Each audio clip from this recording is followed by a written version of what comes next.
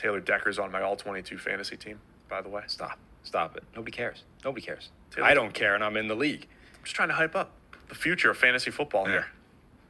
They told me we could hype it up. Nobody cares about your fantasy team. That's one of the it's cardinal my rules way of broadcasting. Regardless of the medium, they don't care.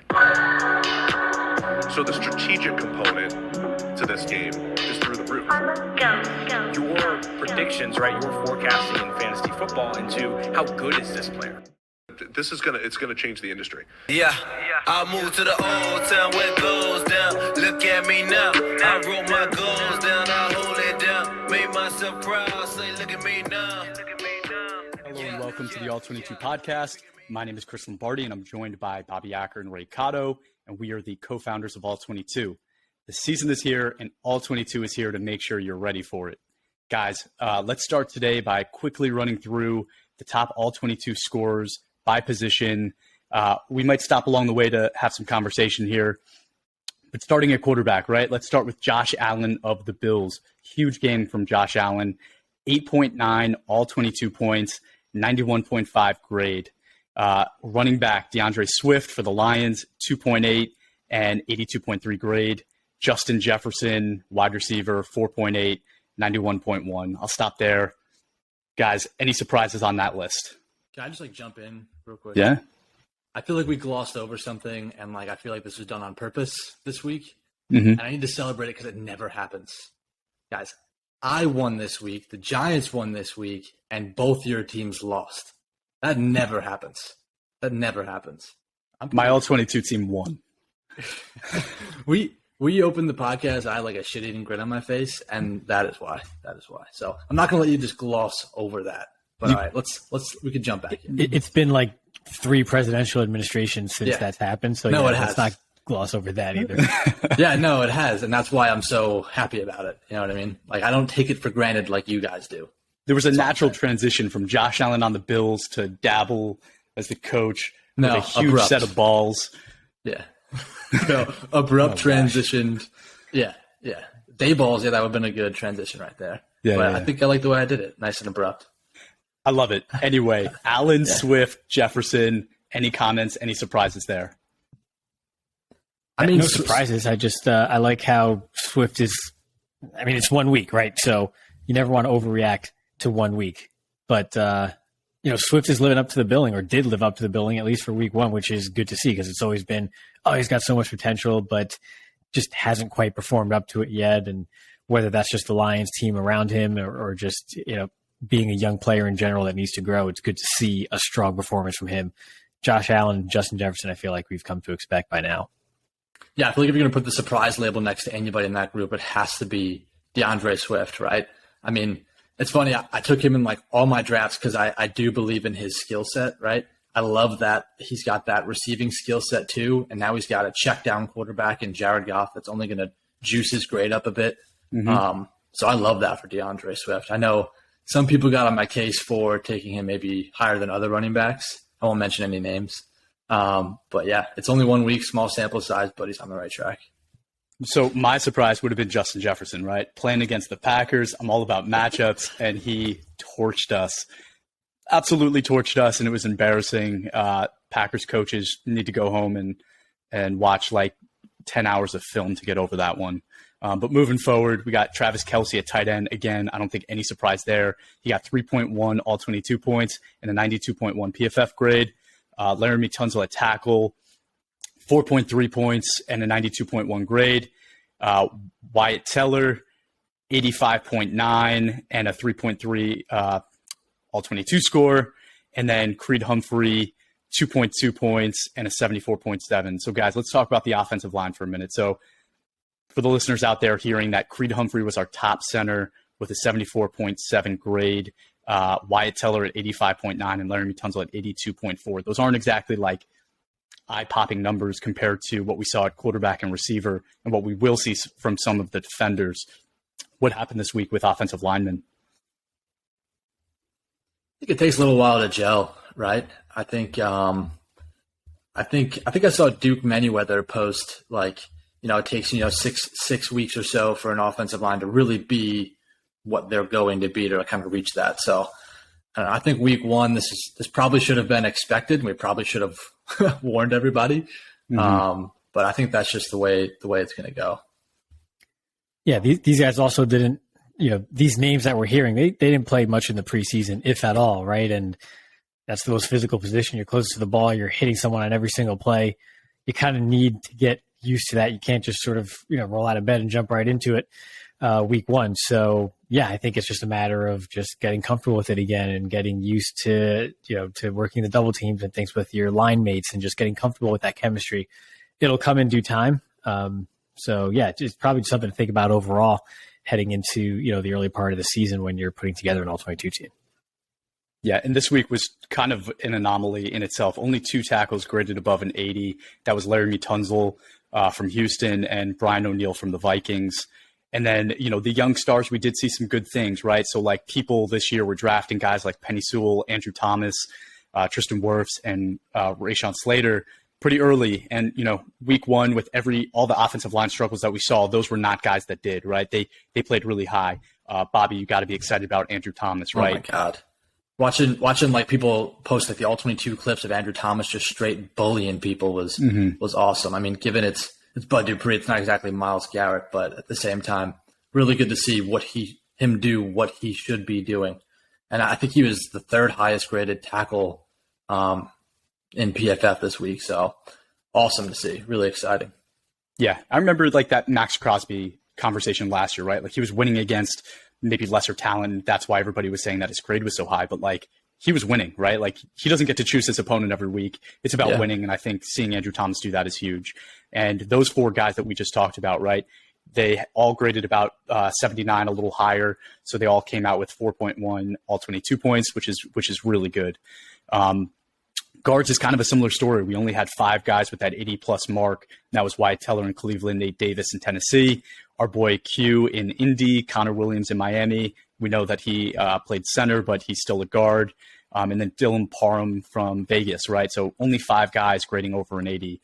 And then, again, just, don't want to beat a dead horse, but Creed Humphrey being the only center to come close to a 75 is absurd. We had him as the number 1 ranked center, and we actually got a lot more grief for that than I thought we would. A lot of people calling for Frank Ragnow, some other guys. Who's the guy in LA, the Chargers, used to play for you guys, Chris? Corey Linsley. Absolutely guys in that conversation, but him doing this so young is exactly why we had him as number 1. Week 1, too early to celebrate, you know what I mean? But still, seeing those things is exactly why we had him there. Yep, exactly. So now let's look at the flip side, right? Offensive linemen's underperformed. What did we see on the defensive side of the ball? We saw defensive interiors and edge rushers just bully offensive linemen. For defensive interior players, we had 11 players with an 80-plus grade, and we actually had 4 guys over a 90. So, again, for context, there wasn't a single offensive lineman this week that graded over a 90, and there was 4 defensive interiors. That's not even talking about the edge rushers. There was 15 edge rushers with an 80-plus grade and 6 with a 90-plus grade. That's insane. Unreal.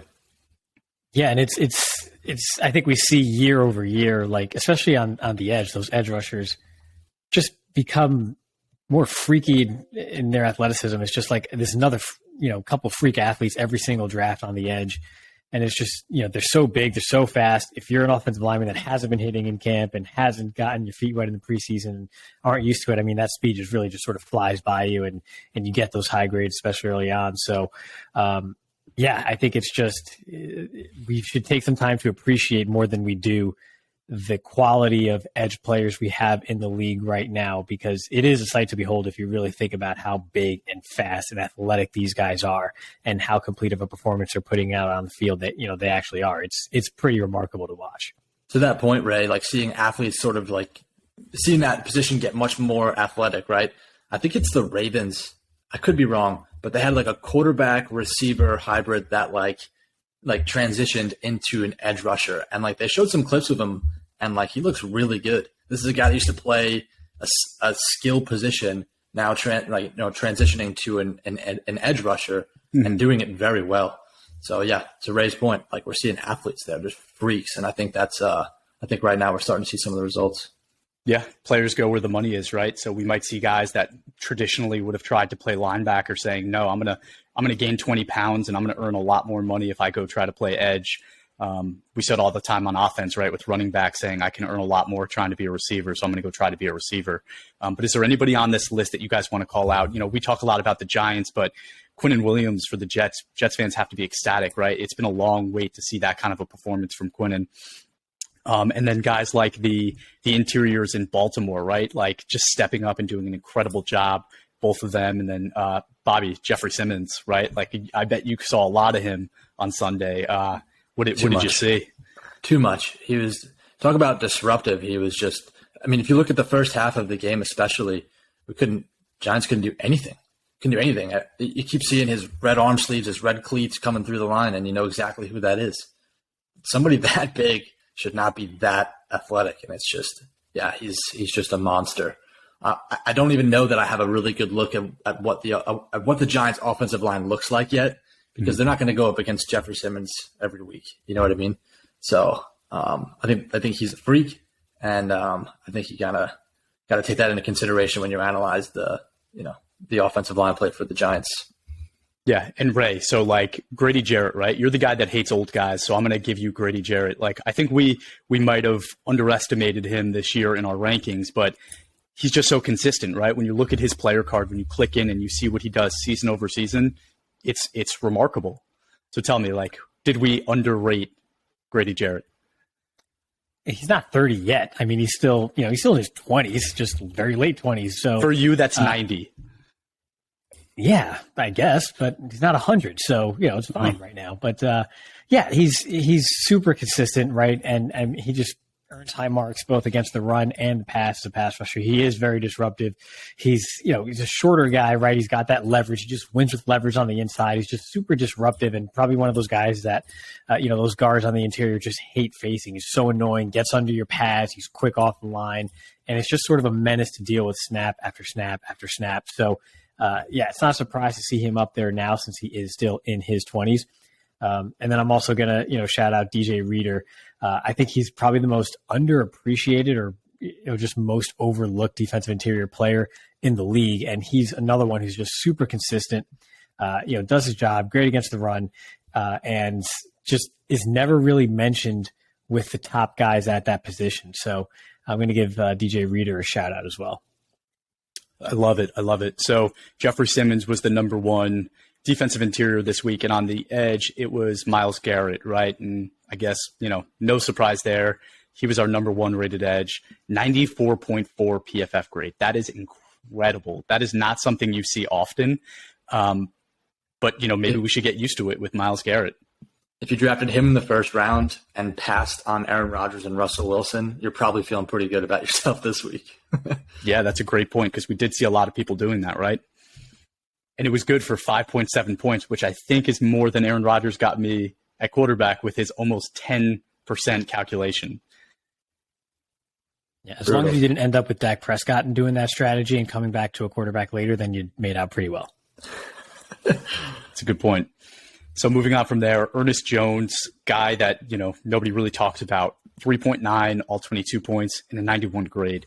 DJ Reed Jr., first game as a Jet, 4.1, all 22 points and a 90.3 PFF grade. And then Forrest in Washington, the safety, 3.5, all 22 points and a 91.5 grade. So just like incredible performances from some guys that, we weren't hyping up and we didn't maybe get in the right spots before the season. But, that's what football is, right? Things develop and new guys' names are going to show, especially at those athletic positions. Yeah, it's funny, Chris, you mentioned a friend sent in a picture of like the top ads of the week and not knowing any of the players on that list. Like that's what this game is kind of about, like kind of shining some light on guys that, maybe go overlooked otherwise. There's a lot of good players in this league and you really only know about, a low percentage of them. So pretty cool to see that. Absolutely. Yep. Got to turn over every stone. So if you already had Ernest Jones on your roster before week one, which we actually did have a few users who did and called that out, that is kudos and bravo to you. I have to go grind more tape then because you are far ahead of me. But great job for anyone who did. I want to double check to see if anybody actually started him. That would be a masterpiece.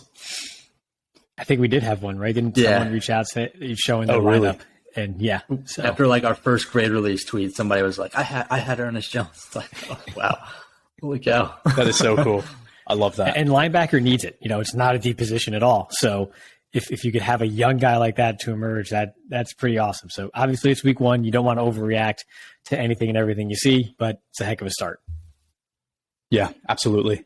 And then moving on to some of the rookies, right? So none of the rookies made the this list of top players, but we had Abraham Lucas as our offensive rookie of the week, tackle out of Seattle. I talked a lot about Charles Cross, who also performed pretty well, but Lucas outdid him with a 75.5 PFF grade and 3.9 all-22 points. Incredible performance by him. I thought he did a great job holding his own against a pretty good pass rush in Denver. And then on the defensive side of the ball, we had edge Dominique Robinson for the Chicago Bears, who came out of nowhere. Honest to God, just like we were saying before, I never heard of him, right? And he came out, put up an 89.8 PFF grade, good for 5.4 all-22 points. Incredible performances by those guys. See somebody like that, it's really worth an ad, especially if you just lost somebody to IR and you have a space. Why not? Absolutely. And actually, I wanted to ask you guys that week 1, how are you spending your waiver wire budget? Right, like you see a guy like that, what kind of budget are you putting on him? We play with each other, so it's like we play in the league with each other. So it's like, well, you guys saw what I did. I put 75 blind bid dollars on Ernest Johnson because of what you guys said. Right, he is a linebacker at a time when there are not a lot of good young linebackers. Right, so. If week 1's a fluke, right, I lost a little less than a third of my blind bid points. But if he's a hit, I'm gaining an incredibly young player at an incredibly important position at a decent price. So I'll take it. Yeah, that's steep. And you're ending it in a hole like a 5 or a 0. Like I'll never do that.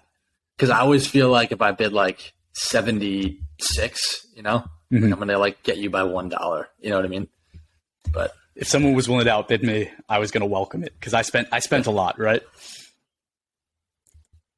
Yeah, I've tried to basically self-discipline myself in not making waiver wire bids unless it's in response to an injury on my team, because I have been burned in the past by jumping on performances too early. But I will say for Abraham Lucas, right? I mean, Chris, especially you and I, like we've talked about him and we've liked him for a while. Like we're sitting there watching the NFL Combine, like who's this guy from Washington State moving this well, this fluidly, right? He's a pretty good athlete here. Nobody's watching him play college football at like 10:30 at night, kickoff time over here on the East Coast. So, and then we went back and watched him, and it's like, yeah, you can't get much from that offense and what they're asked to do, but he's doing his job. He's doing it well. He moves well. It's a pretty good player. So he kind of became someone we targeted late in our rookie drafts in some of the leagues we're in. So I do have some shares of him already in some other leagues, and definitely very excited about that. Me personally didn't make many waiver wire moves unless it was to cover for an injury this week, but definitely just want to highlight Abraham Lucas. And, I think he's here to stay. And that one is not a week 1 type fluke. I think he's been showing positive signs for a while throughout the whole, draft process and preseason. And now he's a starter as a rookie week 1. And I think it's only up from here. Our friend Brian from Legit Football was like super high on him in our draft. Like he came off the board and he was like, great, now I can finally talk about him. And yeah, he was a big Abraham Lucas guy. Yeah. So give credit. I'll give credit where it's due. He called it. Yeah. Shout out to Brian at Legit Football. Abraham Lucas, and I think if you're a Seattle fan, you have to be so excited, right? And like, it was a tough offseason for them, right? Like losing a franchise, potentially Hall of Fame quarterback, is not something easy to swallow. But when you come away from that draft with 2 starting tackles, when you haven't had a good one in a long time, it's got to feel good. Imagine if they had that for Russ. I'm going to keep saying it. It's like I'm having like Andrew Luck flashbacks when you say that, right? Yeah. All right. So projecting forward, let's switch gears a little bit. So each week we're going to try our best to release kind of like a stardom for each position, and we'll talk about these guys and the opportunities they have in these weeks. So, guys, I'm going to start off, and I'm actually going to start off asking you a question about quarterback. So last week, I'll give you guys credit. You guys called it Jameis Winston. I was shocked, right? I think I even said nobody's starting Jameis in week 1 this season. He was coming off a bad injury, new head coach. I wasn't buying it, but he came in there. I think he was our 5th graded quarterback. So do you think he's going to repeat? No, he's not. Not against the Bucs. Yeah, it's just that simple. No, I think he had a good matchup. I liked him heading into last week. Definitely would not start him this week. I mean, if you're one of the few guys, maybe you had Dak Prescott as your starter and then you had Jameis as like a veteran backup, and now you have no choice. I get it, but I wouldn't. If I could help it and I had better options, I would not be starting Jameis this week. I think if you have to start him, like you feel good about his floor being a little bit higher than maybe you thought it was coming into the season, because now you've seen that he can do what he just did. So if he's available, I mean, I wouldn't be surprised if he's available in some leagues and you want to add him as a backup. I think he's definitely worthy of that. But no, I'm probably not starting him until I see more of it. Yeah, that's a good point, though. You maybe he's a great player to put in that 2 slot, right? Because we do have that auto sub functionality. People might be able to benefit from having him there. And then I wanted to ask you guys about Carson Wentz. Kind of same thing, right? Another guy that you guys called last week and said, I think he's going to do better than people think. Bobby, I know you've been riding the Carson Wentz bus for a long time. So tell me, do you think he's going to repeat his success from week 1? Yeah, I do feel pretty good about Carson Wentz. Just because, like, if you see him at the end of the season last year with the Colts, he graded very well. Like, he was one of, like, the top-graded quarterbacks for PFF in, like, the last 8 weeks of the season or so. It confused me that the Colts got rid of him. I didn't think that was the right move. I do honestly feel like they downgraded at quarterback. Anyway, I feel like Carson's in a really good situation. Offensive line's pretty good. We just saw he's got a weapon in Jahan Dotson. Jahan Dotson was ridiculous, and I think that only helps him. And it's like they have an immediate rapport now, which is really great to see for Carson Wentz. So I feel really good about him moving forward. Yeah, and to add to that, it was great to see Curtis Samuel healthy, right? Like, he hasn't been there for that team since they got him, and seeing him healthy just shows like how dynamic that offense can really be. But it's my pick, and Bobby, you're going to make this pretty hard considering what you just said, but Matt Ryan on the Colts going against the Jags this week. I think it's an easy bounce-back game for Matt Ryan. I think week 1 was tough. He had a tough matchup. I will say they underperformed as an offense. That offensive line got bullied, but I don't think the same thing happens against the Jags. I think they take advantage of a weak secondary, and I think Matt Ryan has his bounce-back game. Jaguars have a 38.8 team coverage grade. So if Matt Ryan can't grade above a 75 this week, get rid of him. get rid of him. Yeah. Agreed. So, Ray, I think you had running back. Yeah, I really like Joe Mixon this week. I think an overshadowed storyline due to the Dak injury and the ineptness of the Cowboys offense was that Dallas looked pretty soft against the run versus an undermanned Tampa Bay offensive line. And now, this week, going with the backup quarterback for the entirety of the game, that offense won't sustain anything. So that defense will eventually wear out, and the holes for Mixon will just be larger and larger as the game goes on. DeMarcus Lawrence and Micah Parsons can't do everything themselves, and nobody else on that defense stepped up. And I have a hard time seeing someone else step up again this week. So I think the defense as a whole is in for a long day, and I think Mixon's going to benefit from it. That defense could be on the field for a long time too. Yeah. Not going to be fun. The defense is going to be exhausted, and I think that's probably the way to do it if you're the Bengals too. Not that you have to be worried about Joe Burrow throwing 4 picks, whatever it was last week. But like if you can wear down the Dallas defense and just run the ball down their throat, do it. I think Mixon will benefit from that. That's a good pick, Ray. Agreed. And Ray, I think you had receiver too, so back-to-back picks for you. Yeah, just keep going. I think this one's relatively simple. I like Josh Palmer. San Diego is going to be without Keenan Allen, so he's going to get a bigger role in the offense against the Chiefs. But the Chiefs also lost Trent McDuffie, and Mike Williams should be drawing the most attention in coverage. So I think it's a good opportunity for Josh Palmer to step up. against a favorable matchup again, for the opposing secondary, or against the opposing secondary rather. So I like his game a lot. I've always wanted him to get more touches and see what he can do with them. I think now's an opportunity for him to really break out, and it's a pretty favorable matchup to do so. Yeah, and Josh Palmer's a great story. He was Austin Gale's guy. I remember before the draft, that was Austin Gale's boy, and he was hyping him up. Austin Gale now at the Ringer, but at the time he was a PFF employee. And he loved Josh Palmer, and I watched his film because of what Austin was saying. And he can absolutely do it in the NFL. He could do it in this league. So I'm excited to see him get that opportunity. Remember, we do this thing every year, me, Chris, Ray, and Chris's brother-in-law.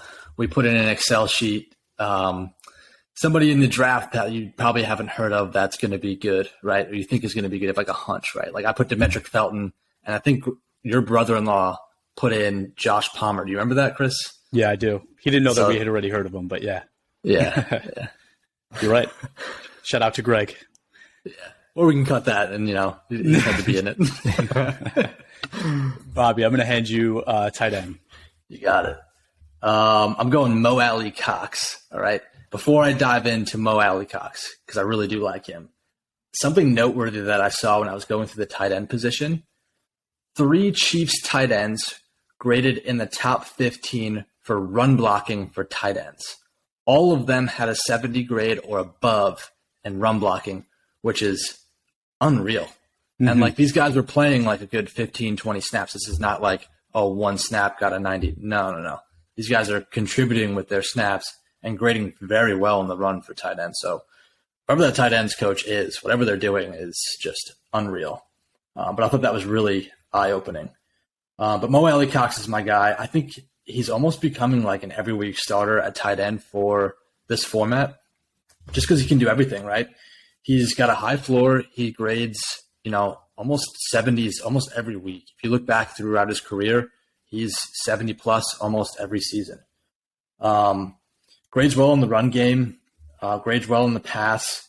He's 29 years old. He's got tons of experience, and so does his quarterback, although, again, I'm not a huge believer in him. But this Jags defense, like you talked about, Chris, is young, inexperienced, and bad. They're still figuring things out, and it's very clear, right? I mentioned that 38.8 team coverage grade for the Jaguars. I think if there's going to be a combo to take advantage of that, it's going to be those experienced guys like a 29-year-old tight end and Matt Ryan. And then I mentioned Mo AlieCox's run blocking grade, right? This team does not play the run very well either. A 50.8 run defense grade, that's like middle end of the pack. And their total defensive grade is a 54.2. That's 27th in the whole league. So this defense is a mess. It's still early in the season. I think it's a good time to start Mo AlieCox. Yeah, and dude, I'm so happy that you brought up run blocking for tight ends, right? We posted a clip earlier this week of Leonard Fournette doing a nice chip shot on Micah Parsons. And, Micah Parsons thought it was a cheap shot. We don't need to get into that. But the only reason I'm bringing it up is because we said, wouldn't it be great if you got fantasy points for this block? Same goes for tight ends, right? And when you're playing traditional fantasy football, you have to go for Kyle Pitts. You have to go for Travis Kelce. And that's great. Those guys are fantastic football players. They will absolutely grade well in this format too. But there are so many other tight ends that will grade well in our format because of what they do when the ball's not in their hands. And I think Mo AlieCox is a great example of that. So Bobby, hit it on the head with that one. Yeah. But you also had tackle. So let's go to tackle. Absolutely. So I have Tevin Jenkins, the right tackle for the Chicago Bears.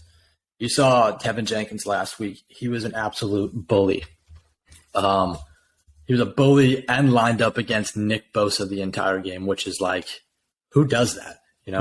One of my favorite All-22 clips from this week was Tevin Jenkins putting Nick Bosa on his ass with some help from his guard, but then, looking around for more work. Justin Fields, obviously a mobile quarterback, goes to scramble, and who's right out in front of him lead blocking downfield? Tevin Jenkins.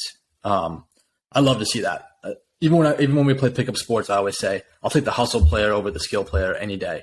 And Tevin Jenkins, I think, has both, which is really cool to see. And you see that influence his grade. He had a really balanced performance, 74.4 in the run block, 71.7 in pass block, and he goes up against the Packers this week, who ranked 29th in run defense. Sorry, Chris. But I think that's a really good matchup for a tackle that's looking to be a dominant run blocker in the league. I agree with that take, unfortunately.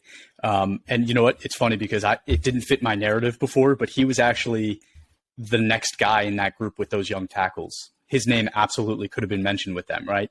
He last week he performed at that level. So another guy that if you're looking for a young tackle and he's available, pick him up. Go do it because he showed that he can. Cool. So Ray, you got guard. Yeah, I like Trey Turner this week. I feel like he's been a forgotten man really for the last 2 years. But I think the Lions are still pretty soft up front against the run still. I like their young pieces. Obviously, Hutchinson, I think, is going to be a really good player. I really like Ali McNeil's potential, but they're not there yet. Philly ran all over them this past week, and I don't expect that type of dominant performance from Washington. But, Trey Turner is a quality run blocker, often forgotten, but I think that can shine through here in this type of matchup, in this type of setting, this early in the season. So I'm going to go with Trey Turner as sort of a sneaky start here at guard, where it's not the deepest position in the league. And so if you need a second guard to put into your lineup this week, I think he's going to fill that pretty well. Agreed.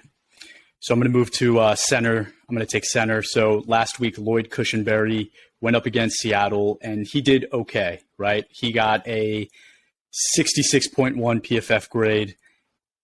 But when you think about that in relation to how all of the centers performed, it's really not that bad, right? It's a 60 is essentially average, so he was technically above average, although it didn't blow anybody away.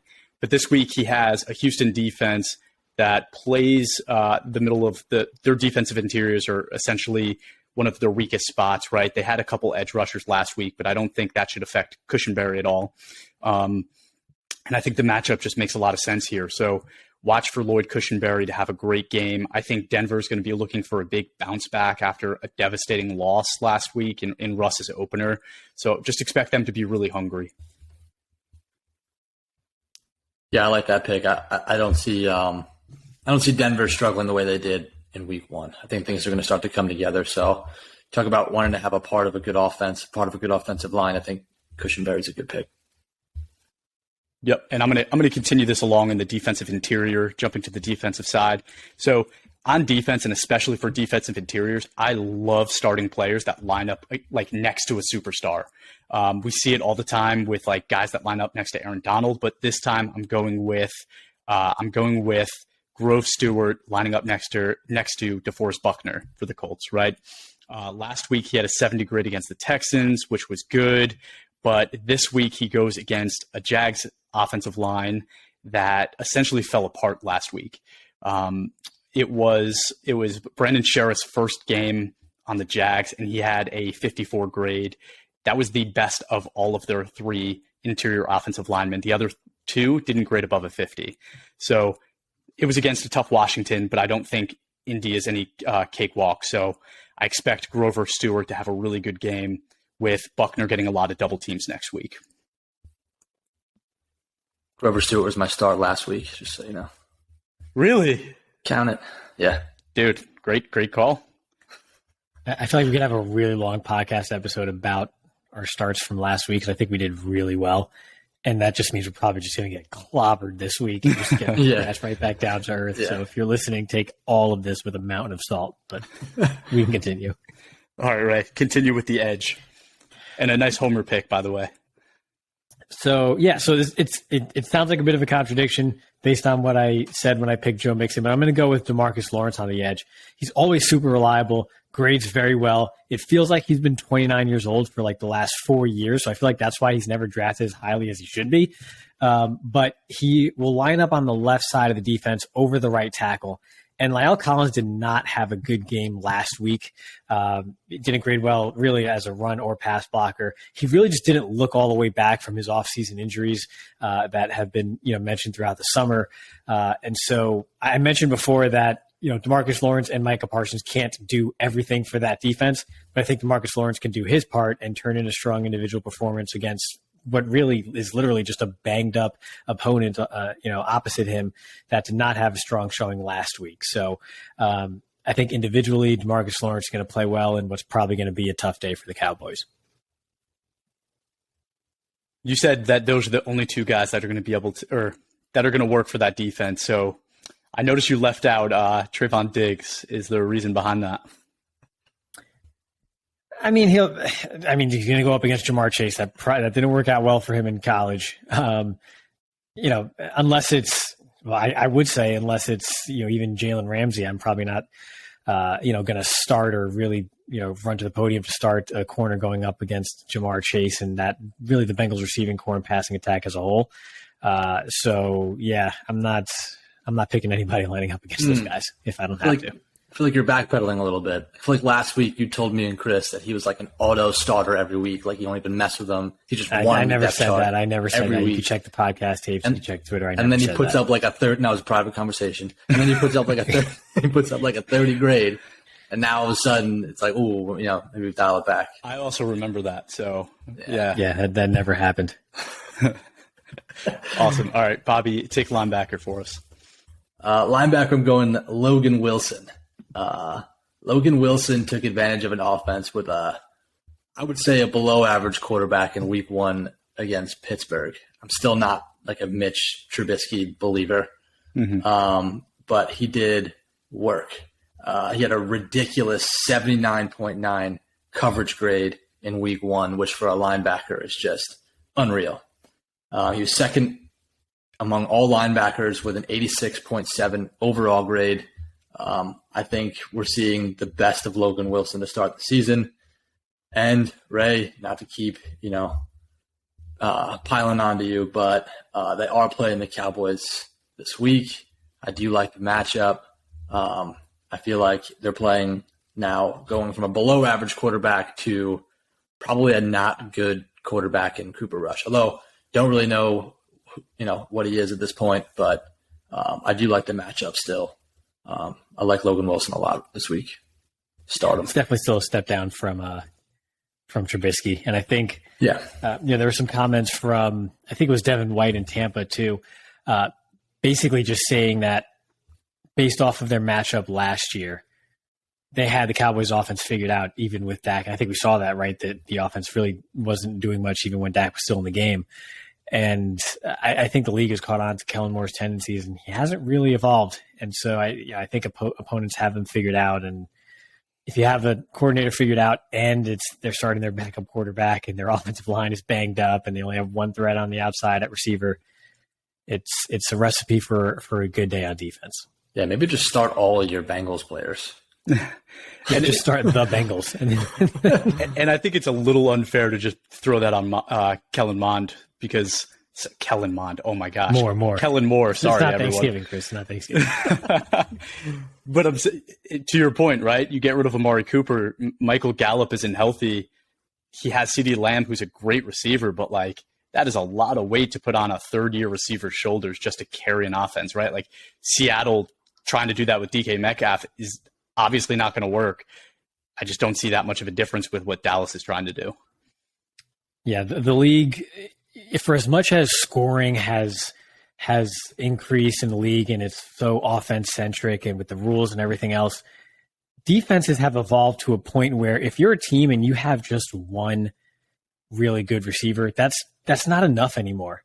It just isn't, unless you have the top quarterbacks, right? I'm talking literally Tom Brady, Pat Mahomes, and maybe Josh Allen, right? And Aaron Rodgers. That's it. Aaron Rodgers. I didn't see that this past week. So that was his preseason game. Come on.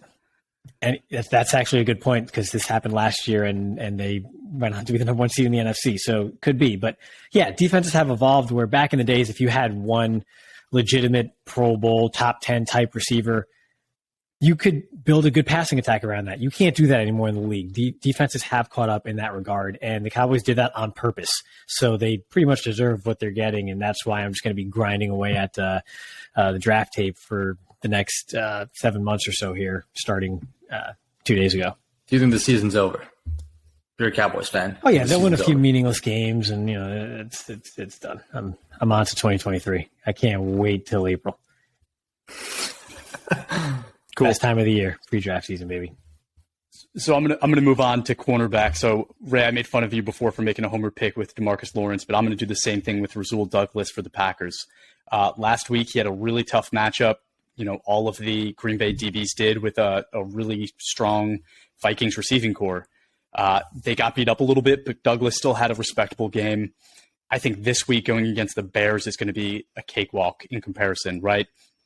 And just remember, you still have Jari Alexander and Eric Stokes that are going to be going against Darnell Mooney, where Rasul Douglas is going to be going against maybe St. Brown and Dante Pettis.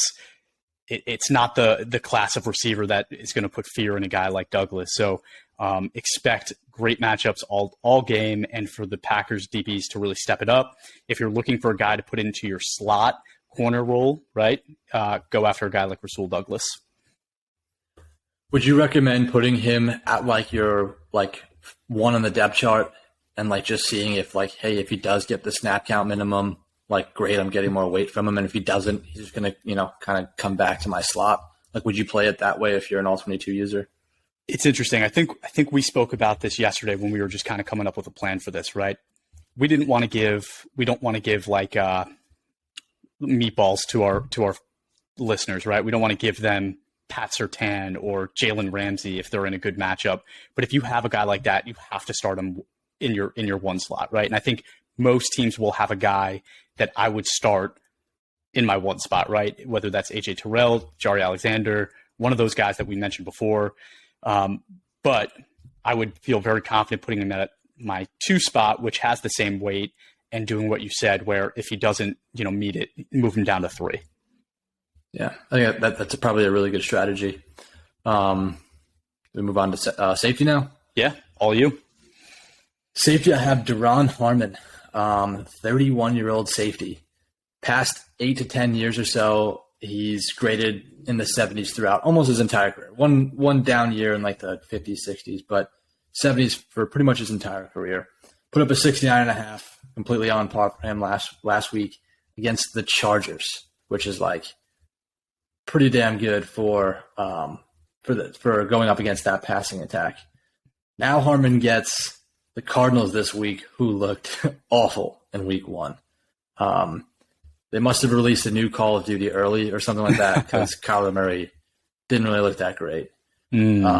Their passing attack ranks 23rd in the league from a PFF standpoint. So I would say look for Harmon to maintain some consistent play, probably get you in that 75-80 range this week. So if you're looking for him, if you're looking for a starter at safety, don't have that no-brainer starter, I would suggest Duron Harmon for sure. It's a good pick. And when we talk about offenses that are just getting, that are missing key pieces, right? Them without Hopkins and obviously Christian Kirk leaving, you still have AJ Green, but it's really just Marquise Brown at this point. And then the running game, right? They're starting some older players that don't really get you too excited. I think, Benjamin had a ton of snaps last week and he actually performed pretty well, but he's not putting fear in me. So yeah, great pick on your end. And I think it's a perfect matchup for him. All right. So I think that's all we had for this week. Guys, anything else you're excited about? Yeah, just Thursday Night Football coming up to kick off the week, right? It's two really good teams in the Chiefs and Chargers. Going to be a fun matchup. Great quarterbacks. Amazon Prime, right? The new lineup, the debut of Thursday Night Football on Prime this season. So that's fun. And then similar to what we say on our calendar on the site, right? Head into the weekend, watch a ton of college football on Saturday, and then watch a ton of NFL football on Sunday. So another week is upon us. Everyone has a week under their belt. Might see some better quality football here moving forward. So, yeah, I'm excited. Can't wait. Yeah, Ray, just speaking of the site before we go, I just want to make note, we've gotten some messages about our IR feature. We're aware of the issue that we've been having with certain guys listed as IR players who are not on IR or vice versa. That is something that we're working out, and we're going to get that fixed for you guys before the week starts. So no worries. We're on it. We've heard you. You're going to be good to go. All right. Thanks for tuning in, everyone. Make sure you're checking your team each week, set your depth chart, pick your formation, and definitely make some trades. Your league mates out there are just like, they're salivating, waiting for your trade offers to come in. So make sure you're getting out there and doing it. Give us a follow on Twitter, Instagram, Facebook. We are at all22_PFF. And sorry, I can't forget TikTok. Leave a review for our podcast on YouTube, Apple, or whichever platform you listen to. And thanks again for tuning in.